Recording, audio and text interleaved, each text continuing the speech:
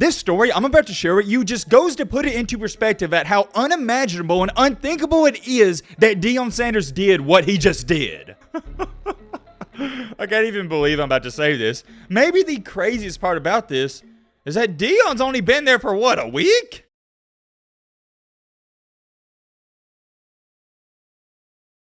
Ho, ho, ho! Merry Christmas! Another day, another Deion Sanders, aka primetime video. There's not a hotter name in not just college football, but at this point it seems like all of football. Mr. Deion, who I admire, and I respect a ton, I really do, he's creating a ton of waves. However, we're here to talk about something a little different. Mr. Deion Sanders, aka Primetime, just changed everything, and I'm gonna be honest, I never in a million years thought something like this could happen. And I know to some people it's gonna sound like I'm trying to overhype this, but I really don't think I am. Let me give you a better perspective. When I heard the things that I'm gonna tell you in this video that I heard, I just sat back and said, wow, I couldn't believe it for myself. Literally, that was my exact reaction. I didn't have any words. I didn't know what to say. As a person who's been keeping up with college football my entire life, it's so hard to imagine and fathom that this happened so quickly. Ladies and gentlemen, you're in for a treat with this one. We got a lot, and I mean a lot to talk about. Real quick though, as most of you know, we're on the road to 250,000 subscribers before Christmas, and we're right at it. We're so close. We're only about 1,000 away, and it's real simple. If you like college football content, consider subscribing. If you don't like college football content, well, I guess stay unsubscribed. Everybody watching this video, everybody that's in our community, you know how great it is. College football is awesome, and we're just a bunch of guys and girls that like talking about it. So if you want to join us and be a part of us, consider helping us get to 250K. If not, that's cool too. All right, Matt, blah, blah, blah, shut the crap up. Now, without further ado,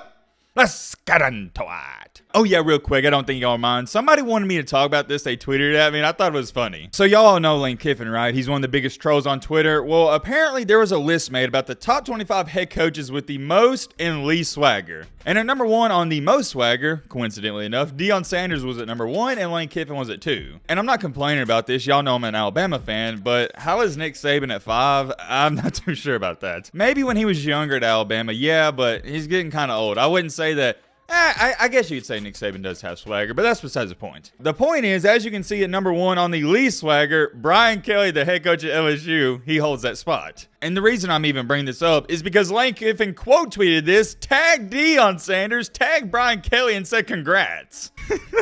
I mean, come on now. This is the most Lane Kiffin thing ever. Could you imagine being Brian Kelly? You wake up early Saturday, think you're having a great day, you go to Twitter, and you see that Lane Kiffin's trolling you. Yeah, I don't even have too much to say about that. Somebody wanted me to share it in a video, so there you go. But finally, moving on to the main topic, the main encore, the main reason you clicked onto this video, we got to talk about prime time. We're jumping straight into it. I don't got time to waste. You don't got time to waste. Let's start out with this. Deion Sanders isn't just recruiting when it comes to players. He's recruiting when it comes to coaches. A couple days ago, and this has kind of went under the radar, I'm not too sure why, he stole, really pretty much, Alabama's assistant defensive coordinator, Charles Kelly. Why is that important? Because Charles Kelly, he works with defensive backs. The reason I bring that up is to say this. It's not like Charles Kelly, this former defensive coordinator for Alabama, is taking a better job at Colorado. It's pretty much the same job. He's just going to a different school. Now, yes, he may have a slightly larger role, but it's not like he's going from defensive coordinator to head coach. That's an outstanding hire. It goes without being said. Anytime you can get someone from Alabama, an SEC school, to go to Colorado, yeah, it's amazing. Before we move on, let me ask you a question. Do you think Charles Kelly would have even considered going to Colorado before Deion Sanders was there?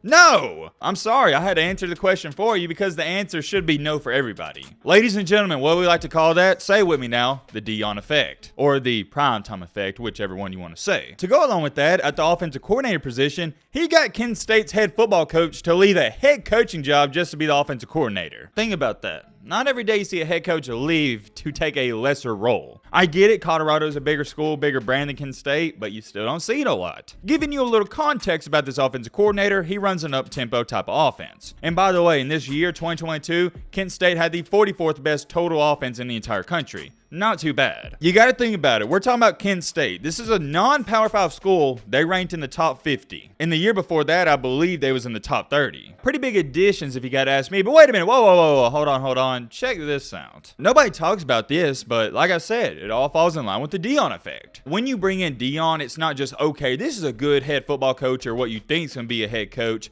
No, you're going to generate a ton of money. That's the side of it that people aren't paying attention to. Even if he flops flat on his face and completely fails at Colorado, he's going to generate money. Oh, you don't want to believe me or take my word for it? Well, why don't you take a look at these numbers? The day after Deion Sanders was hired, Colorado had the best merch sales day ever. Not of the week, not of the month, not of the year, ever. There wasn't an exact number thrown around, but I'd say at minimum, they probably made $100K minimum. To go along with that, they gained over 175,000 social media followers in one day. And last but not least, as you can see on your screen right here, they had 2,000 plus season ticket interest forms filled out. All this stuff you're looking at right here would have never even came close to happening if any other head coach was hired. Let me ask you a question. Do you think if Colorado just hired some random head coach, they would have gained 175,000 social media followers? No. Same thing with the season ticket forms and same things with the merch. Not possible without Deion. However, that's not my main point. My main point and main reason I'm even making this video is for this right here. The other day, and some of y'all are going to remember this because I told you parts of this conversation,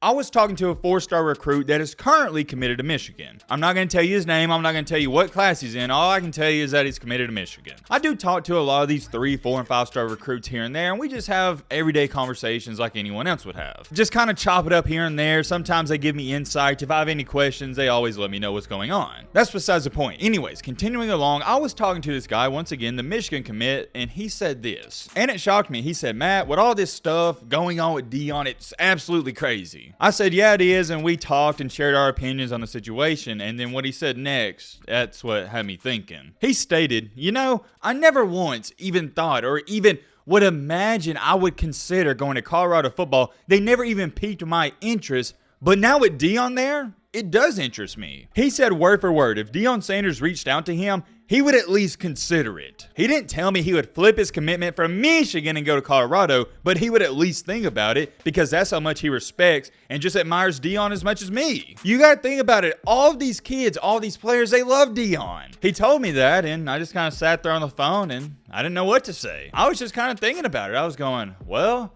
I never even thought about it like that. Then I try to put myself in his shoes and I see exactly where he's coming from. I thought about it for a second. I said to myself, yeah, why would any recruit want to even consider going there before Deion got there? So I asked him, I said, okay, why do you think that way? Why do you feel different because Deion's there? Because at the end of the day, Colorado is still an embarrassment. They're one of the worst programs in college football. They went 1-11 last year. They've been sorry for the past 10 years. I think it's 15 years. So when I asked him why his opinion changed on Colorado, you know what he said? Because of Deion, and that's the only reason. It's nothing more than the star power that Deion possesses as being who he is, the head coach at Colorado. That is what is so unreal. Deion Sanders is one of the very few head coaches that could go to any college in the country and still get 4- and 5-star recruits. I mean this in the most respectful way possible. He got a 5-star recruit, aka the #1 recruit in the country to go to Jackson State. It's no shade or anything, but think about how insane that is. And it's not just this 4-star recruit I was randomly talking to, it's a bunch of them. It's being said that every single day, Colorado, the football team is getting over 200 requests in the transfer portal, and a bunch of them are 3, 4, and 5-star recruits. It's unthinkable, it's unimaginable that one man could have this big of an impact at Colorado.